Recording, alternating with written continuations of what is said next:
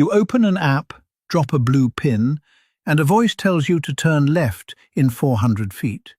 If your phone dies, you stop. You ask a stranger. You feel for a second genuinely helpless in a way your ancestors never were. In 1976, an anthropologist named Ben Finney wanted to answer one question. Could a human being cross 2,500 miles of open Pacific Ocean with no compass, no chart, no instrument of any kind, and land exactly where they meant to? He recruited a Micronesian navigator named Mau Piailug, one of the last living men who still carried the old system in his head. Mau sailed a double-hulled canoe from Hawaii to Tahiti, using nothing but the sky, the swell, and his own memory. He made landfall almost exactly on target.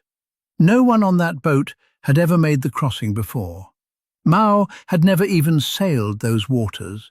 He had simply memorized a system that could be applied anywhere on Earth. That system lived entirely inside his skull.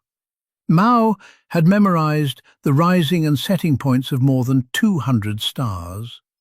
As one star climbed too high in the sky to give a reliable bearing, he would shift to the next star rising behind it in the exact same spot on the horizon, building an unbroken chain of directional markers that lasted from dusk until dawn.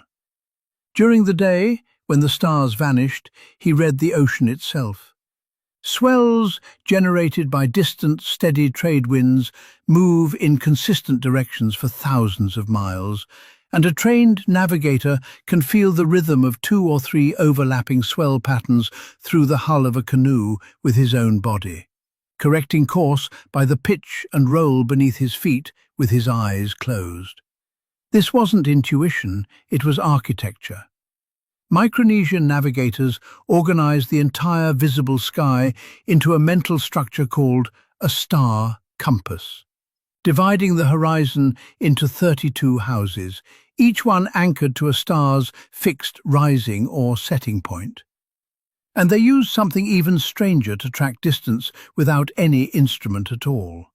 A system called Itak, where the canoe is imagined as standing perfectly still, while a known reference island drifts backward beneath the stars, invisible over the horizon, marking off the distance traveled house by house. You don't calculate how far you've come.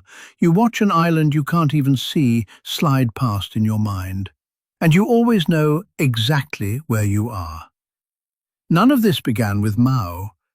It began tens of thousands of years earlier, when the first modern humans crossed open water to reach Australia, at least 65,000 years ago, a journey that required a viable population to cross open sea that they could not see the other side of.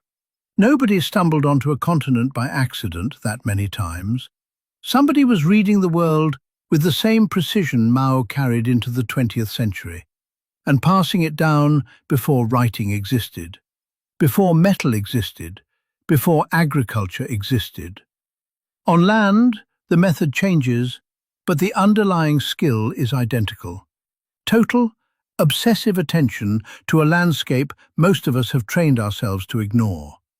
Hunter-gatherer groups like the Juhoansi of the Kalahari maintain social and trade networks that stretch up to 200 kilometers, memorizing water sources, seasonal game trails, and landmark trees across territory most modern people would consider a featureless void. A sand tracker can read a print in dry sand and tell you not just what animal made it, but roughly how long ago, how fast it was moving, and whether it was wounded. That is, a GPS system built entirely out of dirt, light, and pattern recognition, refined over a human lifetime and taught hand to hand. And that hand-to-hand teaching is the part that should actually move you. Master navigators like Mau began training children as young as 4 years old, using pools of water and small stones laid out to represent the sky, having them recite star positions from memory the way we once made children recite times tables. This knowledge wasn't hoarded for prestige. Among Pacific navigators, the role of master wayfinder came bundled with responsibilities that had nothing to do with sailing. If there was conflict aboard, the navigator settled it. If someone fell sick, the navigator was expected to help heal them. The person who held the map of the world in his head was also, by tradition, the person responsible for holding the group itself together. Getting everyone home wasn't a technical problem. It was a form of care, practiced continuously, for years, by someone who understood that being lost wasn't just a location problem. It was the one thing that could kill an entire group at once. We think of navigation as a modern convenience because we've outsourced it so completely that the underlying skill has started to atrophy inside us. Studies on habitual GPS users show measurably reduced activity in the hippocampus, the brain region responsible for building spatial maps, compared to people who navigate by memory and landmark. We didn't lose the ability to do what Mao did because it's impossible. We lost it because for the first time in 200,000 years, nobody needed to keep it. Ancient humans were never wandering blindly through an unknowable world, waiting to be saved by technology.